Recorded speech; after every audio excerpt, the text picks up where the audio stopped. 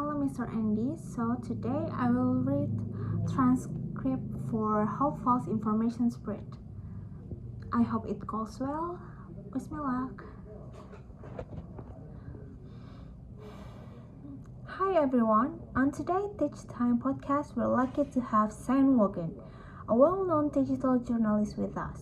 So Sam, what interesting topic would you like to talk about today? Hi Brett. Today, I'd like to talk about some of the reasons why we shouldn't automatically believe everything we read online, and how false information spreads so easily with the help of technology. One of the reasons for this phenomenon known as a circular reporting. Circular reporting? What's that?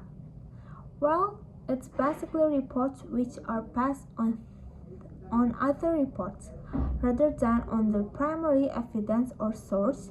To the reader, it looks like the information is coming from several different independent sources, which normally means it can be trusted, but in actual fact, all the reports are based on each other. Imagine a piece of false information is published, for example on Wikipedia, and then is referenced in a newspaper article or other publication.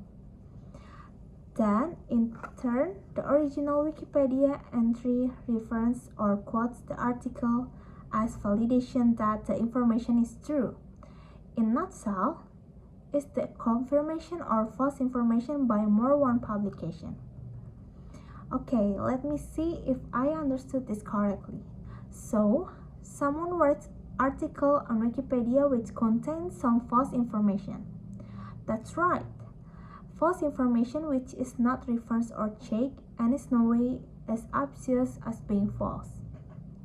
Okay, and then this false information is copied from Wikipedia by journalists and included in a newspaper article.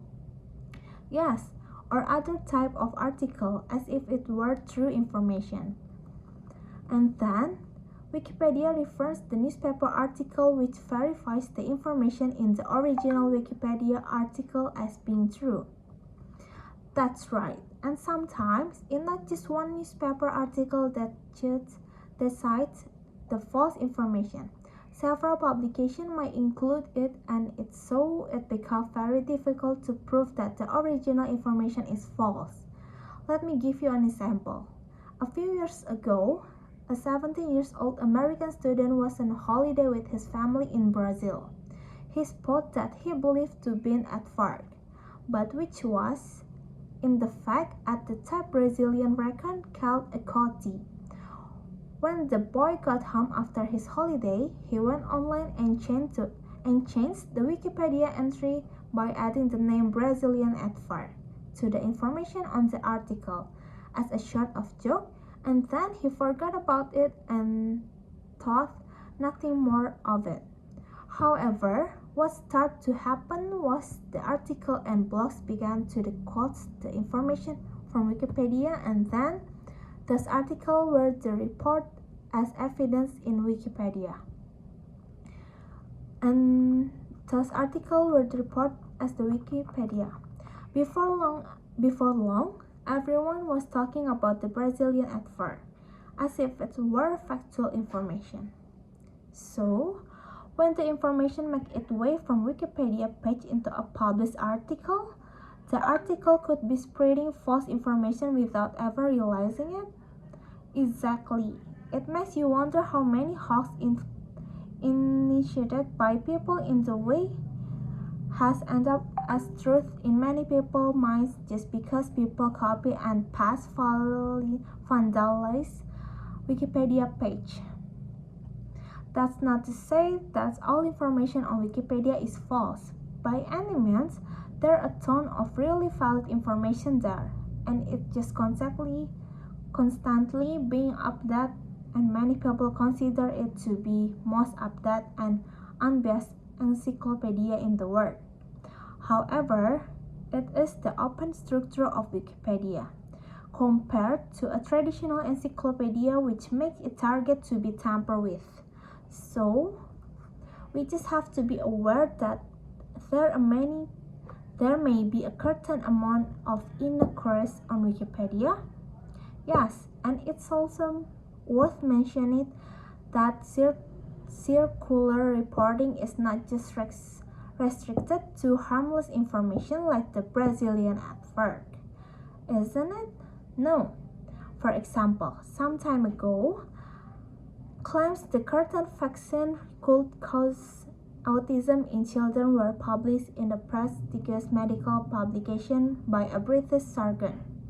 The problem was that the unsupported claims were picked up the media and the news spread like wildfire. Soon enough, the general public were understandably concerned about the risks and high numbers of parents refused to vaccinate their children. Consequently, in recent years, we have seen an increase the number of children suffering childhood disease such as measles. By the time the claims were proven unfounded, the damage was done, and even to this day, some people still believe that there is a link between vaccine and autism. It just goes to show how difficult it is sometimes for the truth to be heard. Absolutely. So, in practical terms, how can we be sure that we are reading is true? Well, we can take certain steps such as checking the original source of the information, and if it's all possible, checking that the original source is reliable and not just taken from either Wikipedia, Facebook, or media.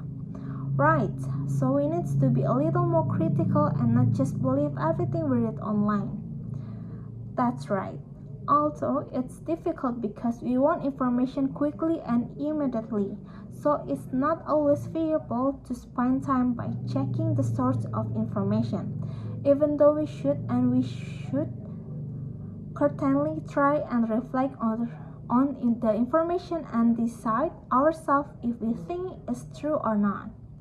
If you feel unsure about the validity of certain information, then there's no harm in looking into the further to check how true it actually is. That's true. We often take things at face value and don't really take the time to think critically about them. Thank you.